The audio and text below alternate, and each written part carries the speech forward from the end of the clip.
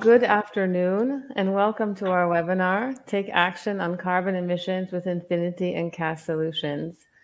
We at Infinity are especially excited about this webinar because our partner, Rob, has just made a fantastic solution. We're really looking forward to showing you.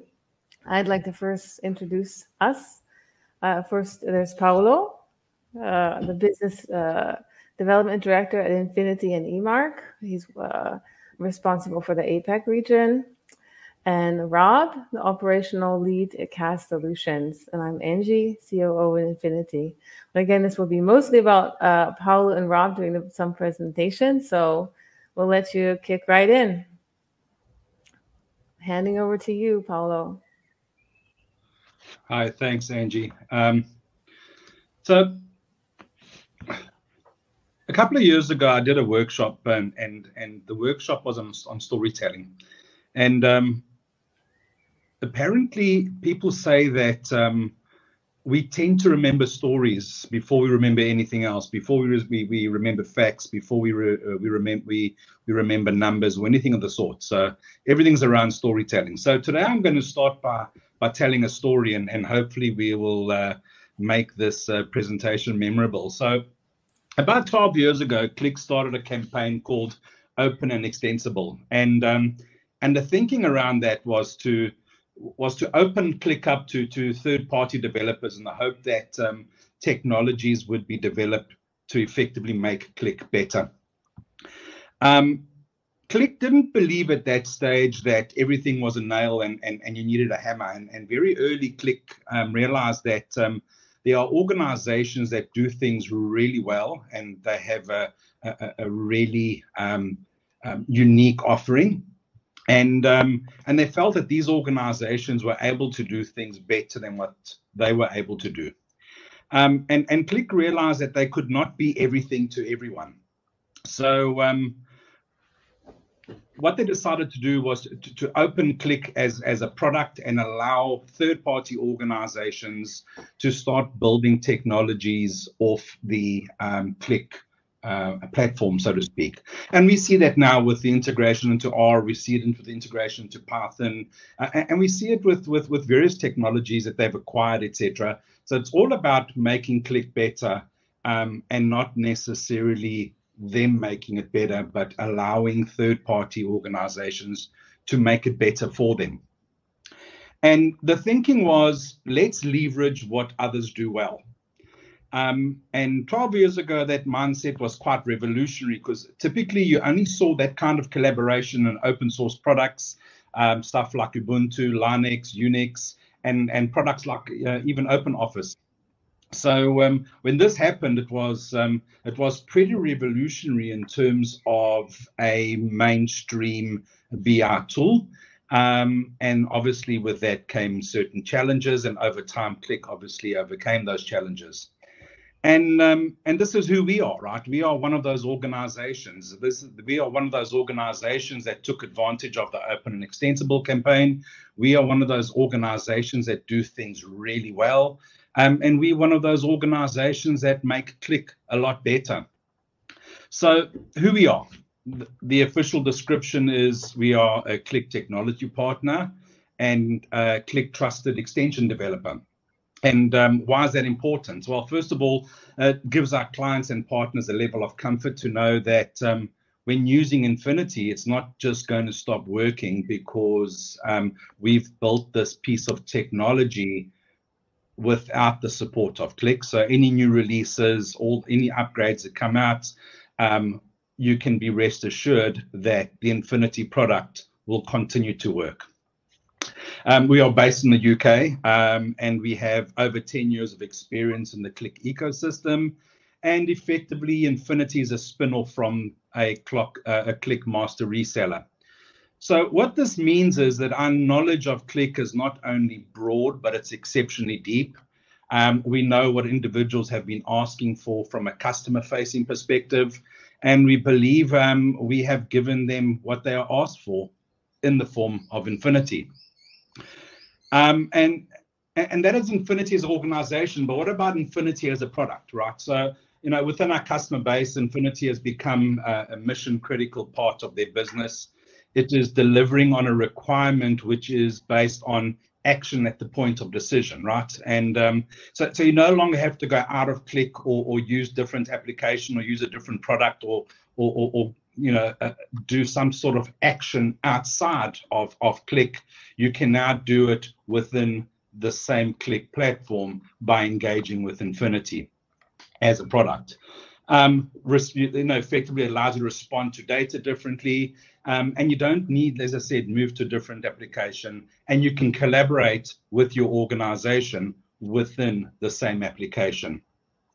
So from a very high level, Infinity is a suite with 3 distinct capabilities, and these 3 capabilities are forms, flow, and mol. And we see these capabilities, and we will see these capabilities in a lot more detail a bit later on when Rob takes over and shows the demo. But as I said, very high level, Infinity Forms, this allows users to act on data efficiently and collaboratively. It's removing the need for spreadsheets, and it's keeping the individual at the point of decision, and that's exceptionally important. As soon as people start moving around, a level of confusion sets in, and it doesn't allow the individual to make those decisions based on the data that's sitting in front of them, and that is effectively what the Infinity capabilities do. So Infinity Forms is natively integrated into Qlik Sense, and it's effectively the premium Qlik write-back extension. It allows users to enter data directly into the Qlik Sense environment. It allows individuals to collaborate. It allows individuals to effectively have more engagement with the decision-making community, as opposed to being siloed in their own space, analyzing their own data.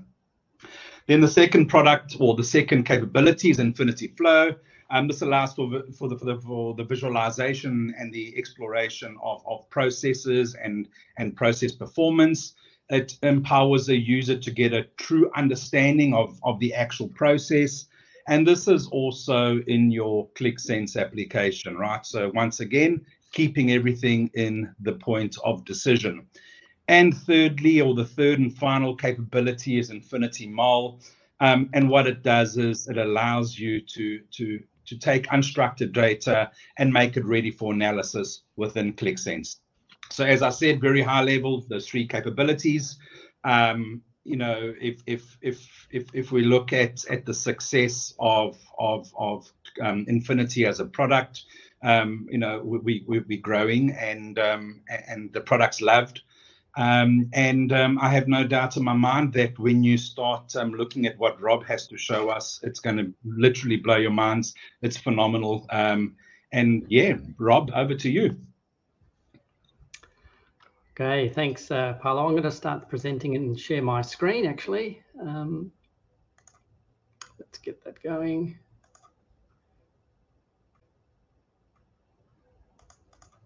Start presenting, yep.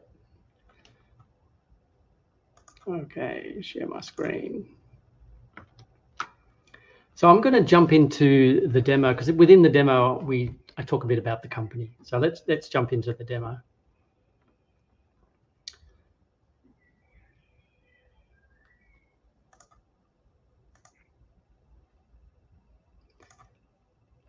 So to give you a bit of background about what we are and who our clients are, this is a slide that gives you a sense of the solutions that we build for clients. So Cast Solutions is really a solutions provider for a host of utility engineering infrastructure companies. That's our core market. So a lot of these companies have challenges with operational data that they've got, and they seek a lot of the times they seek solutions that addresses those challenges. They're not traditional retail. While we've got cost of sales and profit and revenue, they've got a lot of other challenges that they need to solve. And a lot of these companies have a lot of data, and so we get in there and start to see where we can. I'm sorry to interrupt you, Rob, but I don't see your you don't see the screen. So this is our sector's infrastructure asset management. You see that? Yes. Yeah. Okay, well let's keep going. Always a bit of a hiccup with technology. Oh, yeah. So here I am within the Qlik app, and I'm just explaining, what Cast Solutions does. You probably heard me talk without any visuals, but really these are our core sort of sectors and customers. A lot of these, as I mentioned, a lot of these clients are data rich in an operational sense, and really have a lot of different problems that they need to address. And we come in there with, with various tools. Of course, Qlik being the main platform, but of course the Infinity Suite is a key part of that as well, that helps address the challenges that they have. So with that, I want to introduce you, I guess, today's presentation, which is on building energy efficiency and CO2 reduction, and to give you an idea about what our client, the Australian National University, has and how we addressed it. So really, the problem that the ANU had was compliance to a lot of their requirements, reporting requirements for their energy, building energy consumption, but also more importantly, the inability to measure and predict patterns of consumption, and no operational visibility. They had lots of meters metering the consumption in all their buildings, which was being fed into a large database, but they had no oversight in terms of where the hotspots were and where the problems were. So we got in there and analysed their current, status and where they wanted to go. And then we offered a solution where we could really look at modelling their energy efficiency through the use of the Qlik data model. And then they could then start to analyse, energy consumption data and trends. We also looked to bring in building metadata. So they were keeping that metadata in spreadsheets all over the place. We said, that's really rich data. Let's bring that in. And we utilised the Infinity forms for them to manage that within the solution. Building in map layers. And also another really important thing, and that's what we're going to spend a bit of time about in this demonstration, is bringing in weather as another data source. Of course, building consumption is really driven by, in a lot of times, what the weather is, what the outside temperature is, and how the building is managing to keep at a certain temperature. So we actually suggested they bring in weather, and with that we could start to do some normalization of their energy consumption patterns, and they could start to really home in on those areas where there was a real energy hotspots. And so the outcomes that this all has brought to them was they've been able to optimize a lot of these consumption patterns. There's a lot of confidence, and you can't underestimate the confidence now that they do have in the data that's being presented. There was a lot of poor data. There were people saying, no, let's start till the data, we can't start this until the data is 100%. And we said to them, let's start now. We can actually track the data anomalies as we go, and allowing them to really rectify those problems as we implemented the solution. That was a bit of a mindset change, but we find if you start soon, you can actually start to bring a lot of these data issues to light, and actually start to have real problem solving on those areas. And of course, within Australia, you've got some compliance modelling and reporting that needs to be done, and now they've got a rich data set that they can do that reporting on. So what I want to do now is go into a bit more detail in terms of what we have actually created for them. Now this demo is a simulation of their section of their building portfolio. They have, like I mentioned, they have 200 buildings that they have metered in their campus portfolio. There's about 1,000 meters. So what we've done, we've brought in about data for the 50 of those buildings. We've got about 4 meters per building. So we've got those sub-meters readings coming in, and then we aggregate that into a daily value. Live, we actually have data coming in, being registered, coming in every 5 minutes. So all the meter data is coming in at 5 minutes, and we then bring that in, start to aggregate that up to an hour, and then from those trends, see if there's any anomalies in the data, and bring that into the final solution. So we're using a lot of the Qlik ETL functionality to make that all happen. As I mentioned, building metadata is also very important. We bring that in so they can start to see, buildings with different fabric, different roofing types, windows, double glazed, single glazed. Where are the real hotspots? And with all that, we start to bring in a concept of, I guess, degree days, and I'll go into that in a bit more detail, which is a really key aspect of how they've split the building consumption to base load and weather-dependent load. And that's where they can actually fine-tune a lot of their efficiency projects.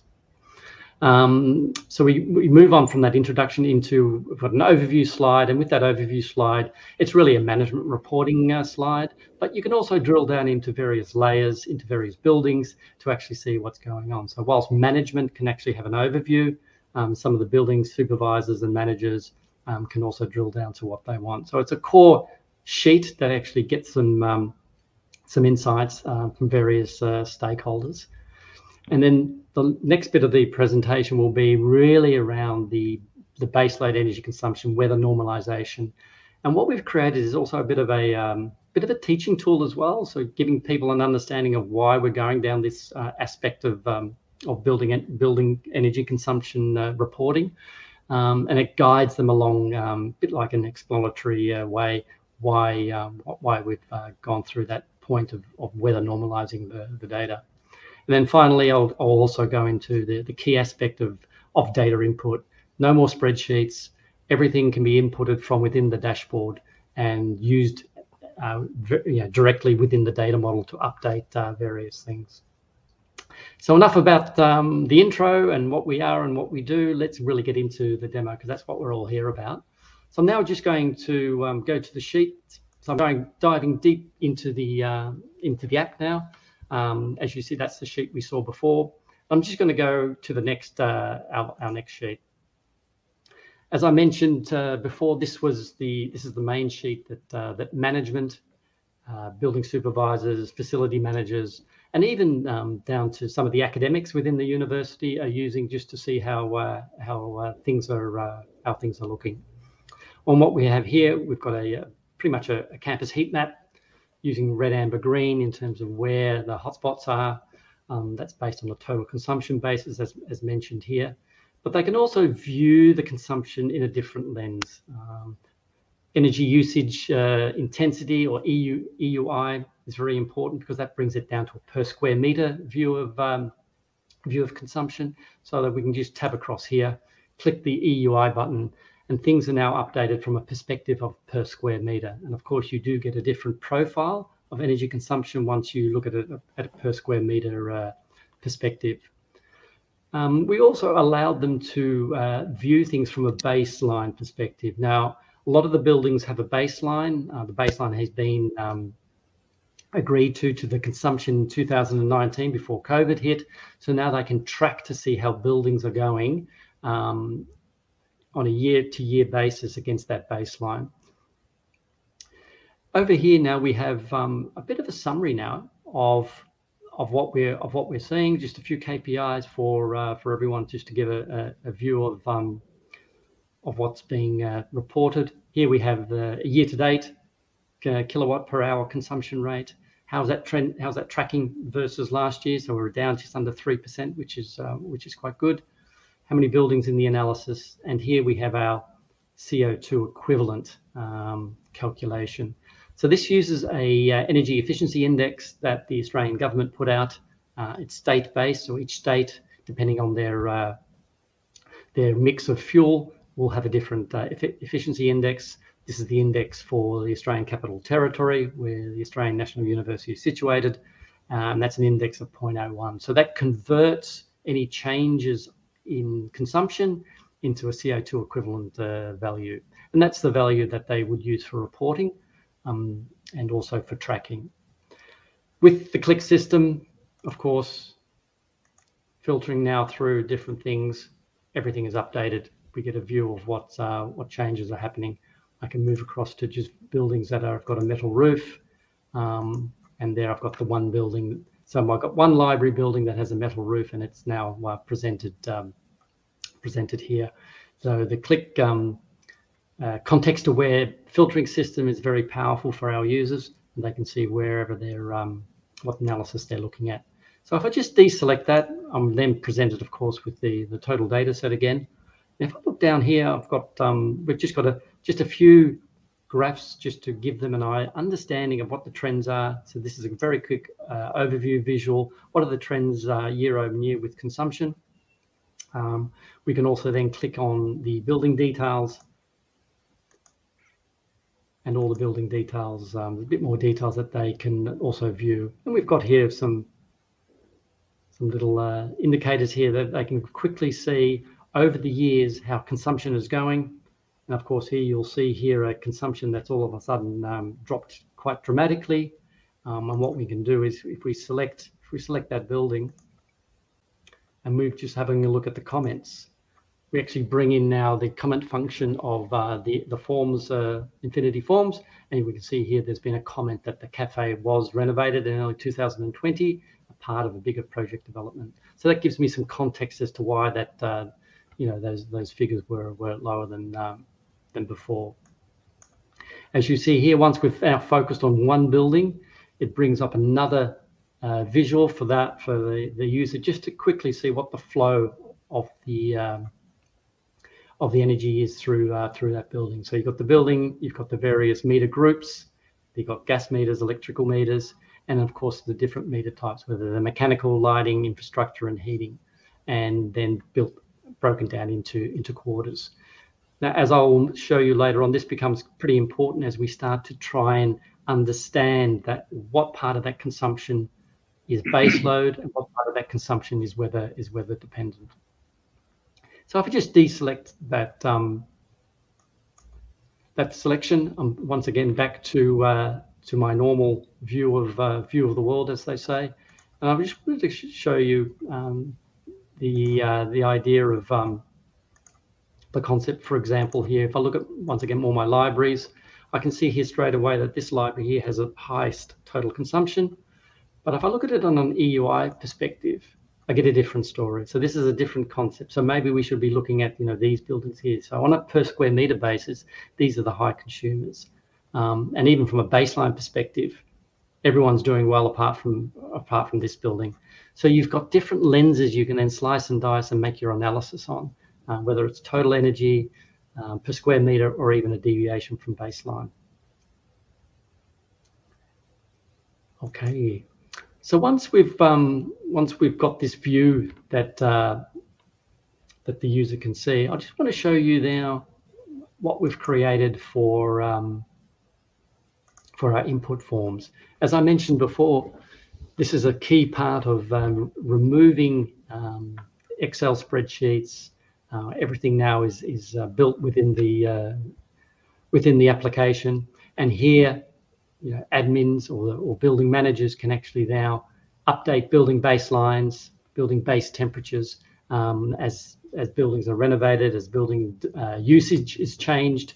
They can quickly update those figures here, and as soon as you hit update, those numbers are then fed back into the data model, and you get an instant update on the analysis.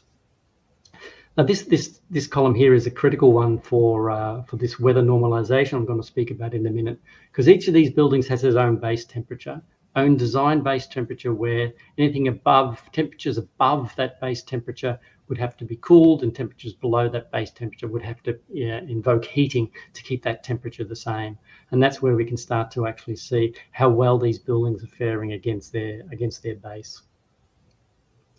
If I just look at the next input tab that the managers can use, and this is the building metadata. So if a building usage changes, we can update the building type. If the fabric changes, there's been a renovation, for example, that can all be changed, and also roofing. So all this metadata can be updated from within the dashboard. No longer trying to update a spreadsheet to manage all that. With the projects, as I mentioned, a lot of projects are now taking place to get energy efficiency going.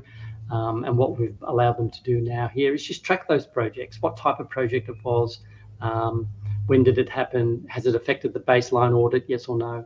And all that rich data that we're actually now developing is fed back into the data model.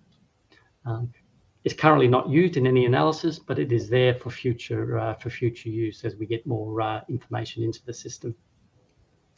And we've also got a reporting functionality here where we can just, when we do audits on building consumption, how they're going, just to give us a quick little status on which buildings are doing well. Maybe the buildings that aren't doing well should have a focus now for the next project. So all this information is brought together to allow them to make pretty much data-driven decisions on where the next spend on money should be. I'm just going to leave the manual readings a bit later. I'll just show you what that'll be shown in another part of the demonstration. So I'm now going to move on to the next sheet, and here's where I mentioned before we've actually set up some sheets which actually explain the concept of weather normalization and why we're doing it. So it's a bit of a explanatory couple of next sheets, but I hopefully it resonates with many people. So if I look at the information sheet here, so this talks about the concept of degree days. Now, this is a concept that many facility managers and building managers know about. It's really it's a link to the outside temperature. So the building has a base temperature. Outside temperature will then detect whether it's a positive degree day or a heating degree day or a cooling degree day. And these are then used extensively in building your building energy consumption. So that's just a bit of a sort of a lead into what we're trying to show. And what we've also created here is a bit of a, once again, it's a bit of a teaching tool we've built for the university to show what they're currently doing. And we've actually embedded I guess a dynamic HTML page. It's a live page to adapt to a weather feed. And this is Canberra, where the ACT, where the university is. So this is a live feed, and so we can actually show them. You know, the forecast over the next few days is happening like this. You've got weather patterns here, and you can also choose other weather attributes you want to see. So this was just to show that we can embed some dynamicism into the application to get engagement with people to start to utilize and to think through the solution. So with weather, we've also got some historical weather. Now, this is it's a very simple graph, but it's an important one to explain in terms of why we're going for this concept of degree days versus just average temperature. If we look at the 2 years that we've been collating the data thus far, the average temperature for that year was 15 degrees, and the average temperature for this year was 14.9. Not a big difference in the average, but it's these peaks and troughs around the average which really tell a different story. And that's where the concept of degree days come in. So what we're doing is we're bringing in hourly weather data and then overlaying that with the consumption we're seeing that's been aggregated on an hourly basis. So for every hour, we can see whether there's a positive or negative degree day, and we start to aggregate those degree days to get our I guess normalization of the weather, to correct the weather for the influence of weather. So really, it's about a weather correction, as mentioned here. It allows you to adjust consumption figures to factor out any variations in outside air temperature. So it gives us a real, I guess, year-on-year energy consumption, taking out the impact of weather. As I said, if we just used averages, there's not much between the years, but that doesn't really tell the story. So if I now just move on to the next sheet, we're actually going to delve a bit deeper now in terms of how we're utilizing this this weather normalization. So for example, here, this sheet now will go through an explanation about how we're actually separating the weather dependent consumption from what we call this base load. And there are really two ways that we've identified that we can use for the ANU. One is using those sub-meters. Like I mentioned, every building has around about individual meters that actually meter the infrastructure, the heating, and the cooling load, and also mechanical load. All that's being metered directly. So it's quite easy. Well, not quite easy, but you've got the data there to actually make the split between base and weather dependent. But we've also got another method to use, and that's the integration method. And that really uses the concept, and it's really first principles on how you can actually calculate what the base load would be based on plotting your degree days versus consumption. So let's just jump into the sub-meters example. So you'll see here I've got my Infinity Forms toggles, which will basically are telling me whether these meters are weather dependent meters or not. And at the moment they're all switched off. So if you look across here, all my buildings and all my energy consumption is really being given a baseload consumption, because I haven't told the model yet which of those meters are weather dependent. So what we're going to do now is just select and tell Qlik that these two meters, they are weather dependent meters, and we're going to update the model.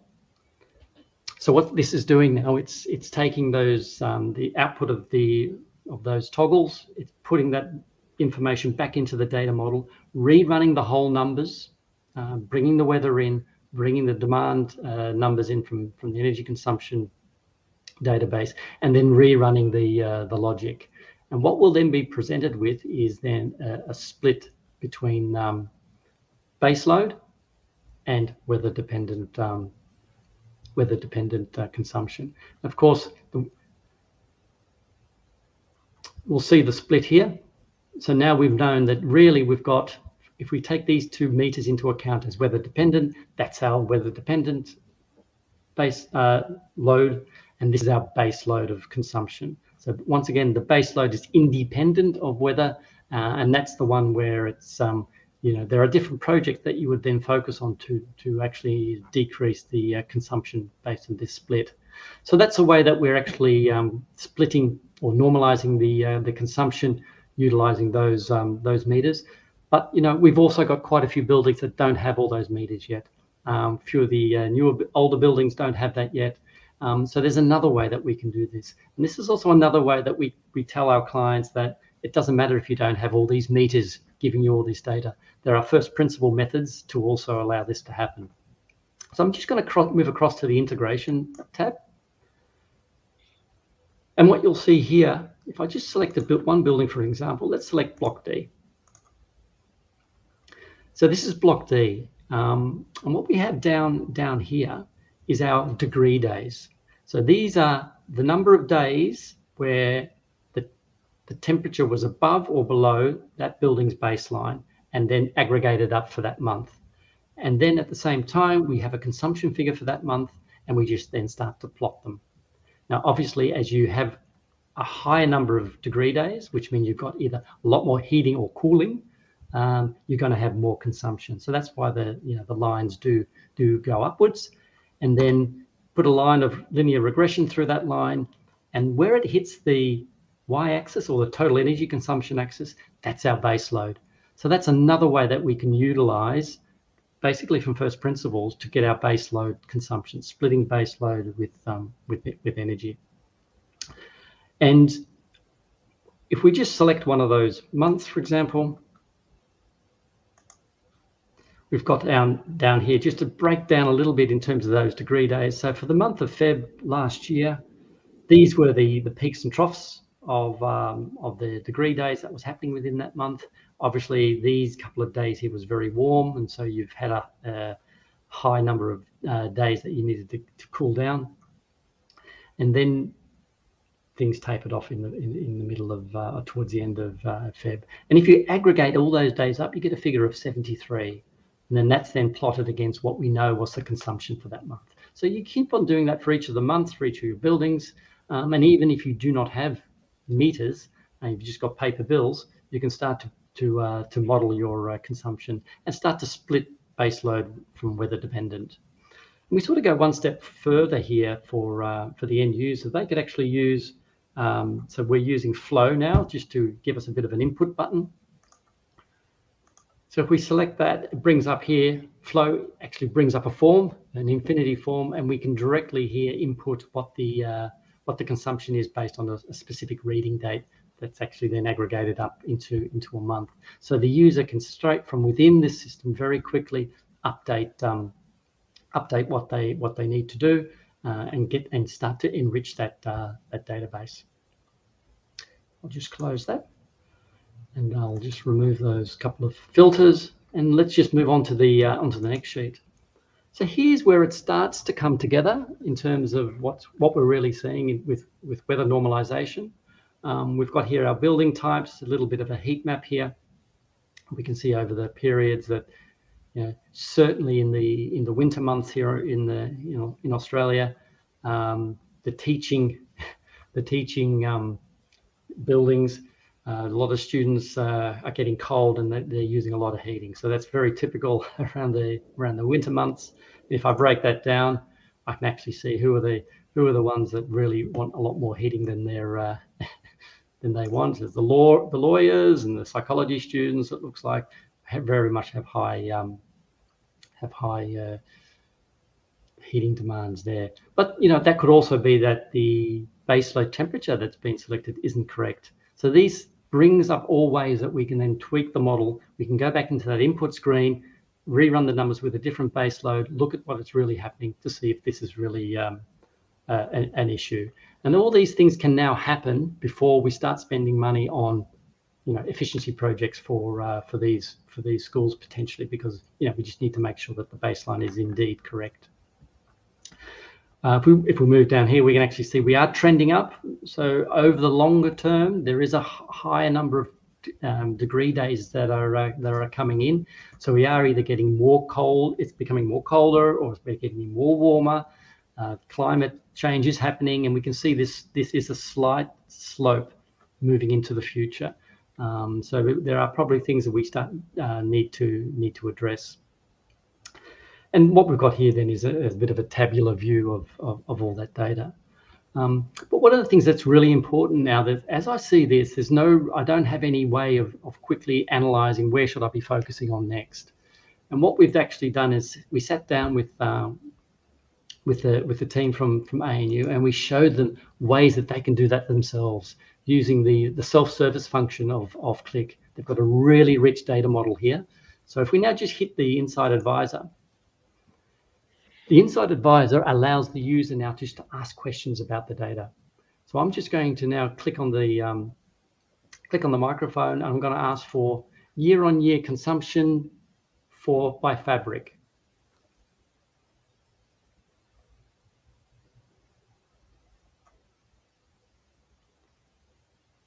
Yeah, and I'm looking at there. That's not what I want, so I'm just going to ask it again. Year-on-year consumption.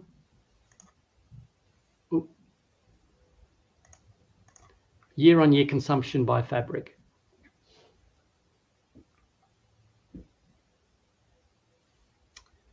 Okay, so here I have a year-on-year, like this year to last year, view of building fabric and consumption. So this is a good start. I can see here there are anomalies. I've got here glazing buildings that are increasing. So I'm going to add that to my sheet. I'm going to now move to that sheet because I want to start to introduce that into my analysis. So what I want to do, I just want to add another dimension to this chart. So I'm just going to go into edit mode,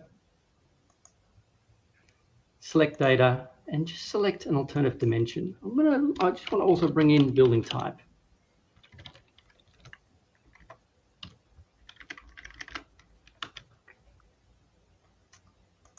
So now I've got fabric and building type. I think that'll be good for my analysis.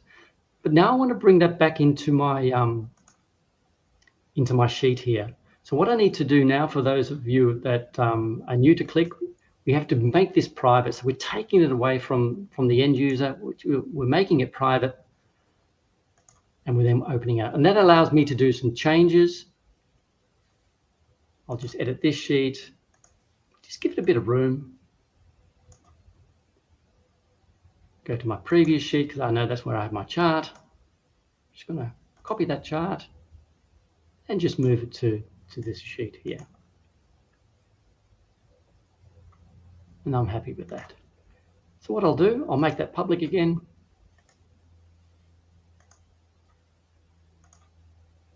For everyone to do their analysis. So let's jump back into that sheet. And there we have it. So we've quickly done a change. We've added some more context. We've asked Qlik to give us an idea about consumption by fabric because we want to focus on how some of our projects are going. And we saw an anomaly here. So if I just select glazing, because that's where my anomaly is, I've got everything else has a decrease, but this has got an increase. I select that. Now I want to look at it from a context of building type. I introduce building type in that. And I can see here that the teaching buildings, I've got the biggest anomaly with my teaching buildings with regards to those buildings that have had glazing problems. So I'm now starting to drill down. And if I select teaching, I can select any chart as a filter. It brings up 2 of those buildings that are causing that higher consumption.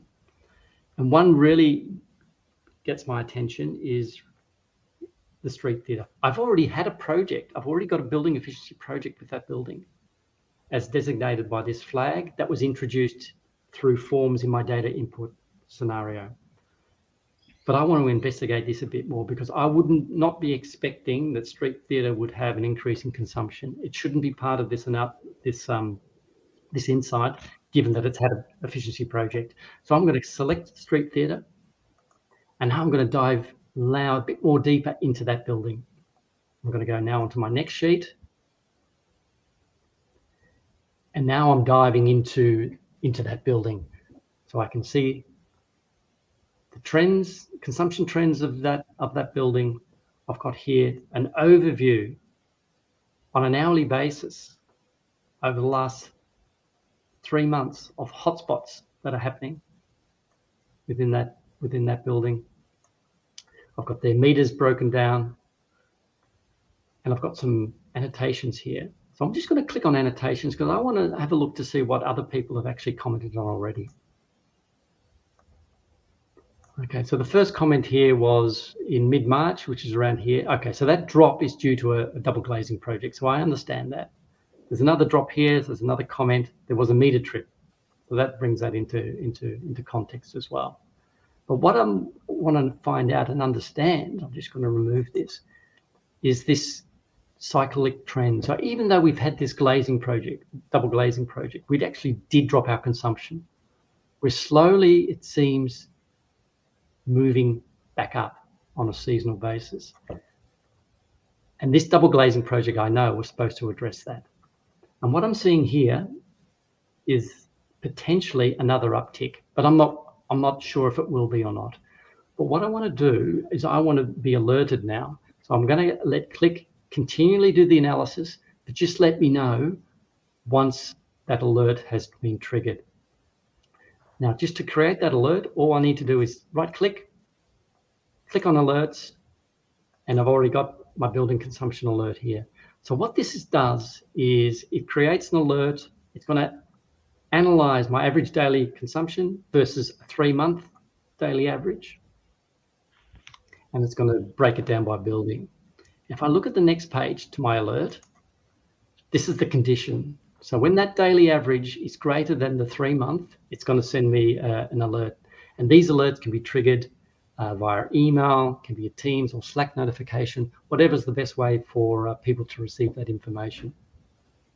You can also put an offset in, so it's not when it's just greater, you can give it an offset, percentage points or as real numbers.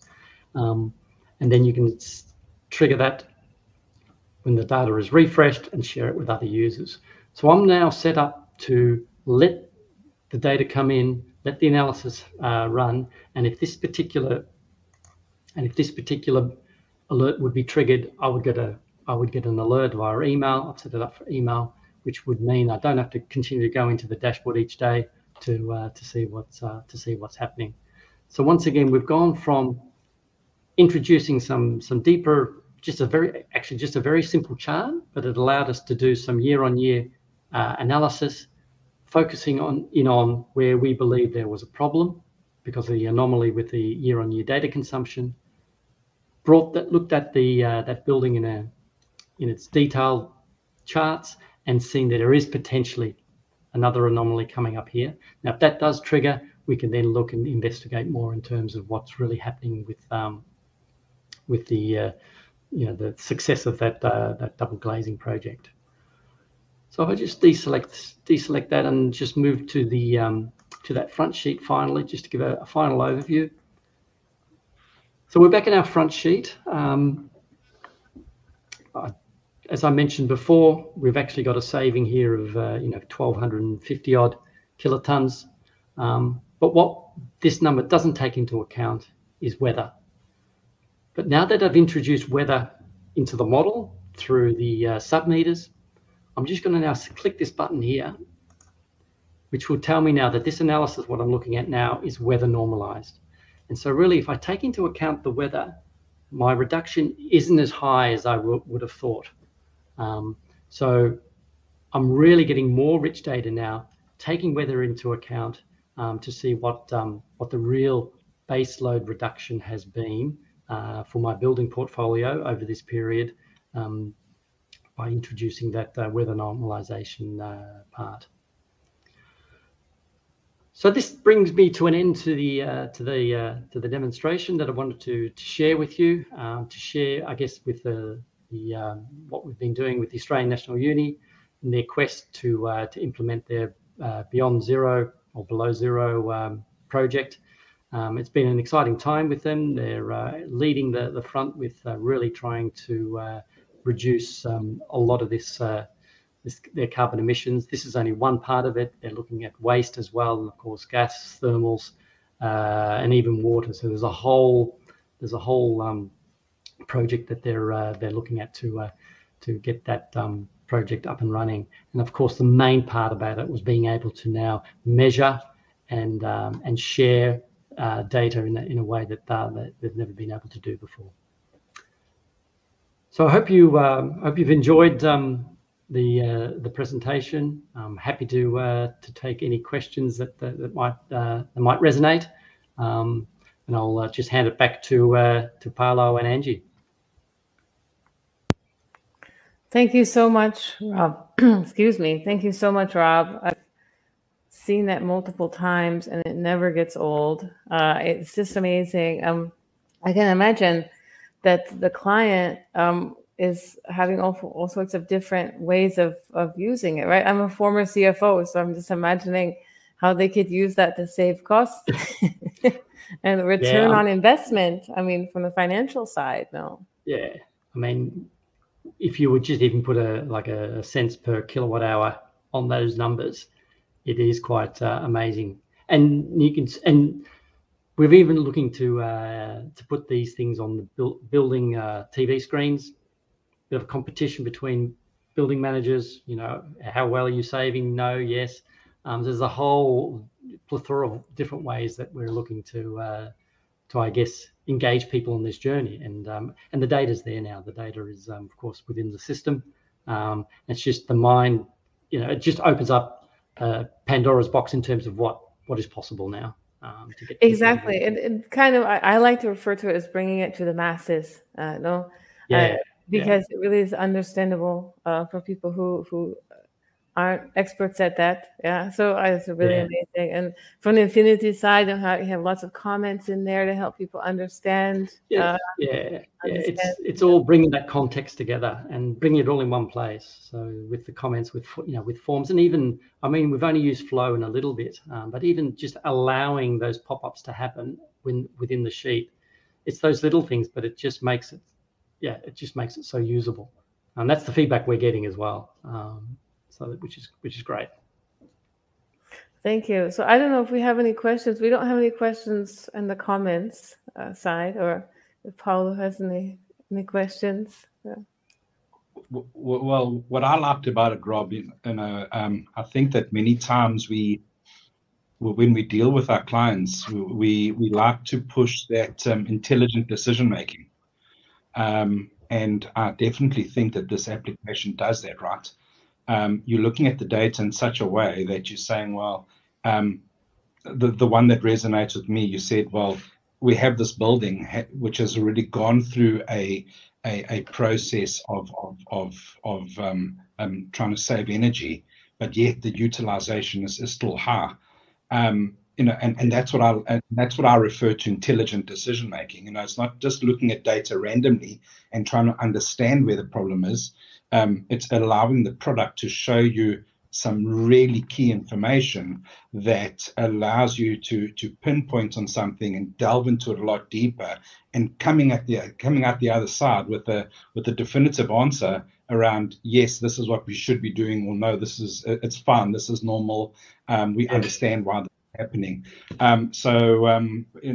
Definitely a feather in your cap. I think that the application was very well thought out of, and it's brilliant. We find there's a lot of knowledge within the university. There's a lot of people who've been there for a long time, and a lot of the decisions they're making are on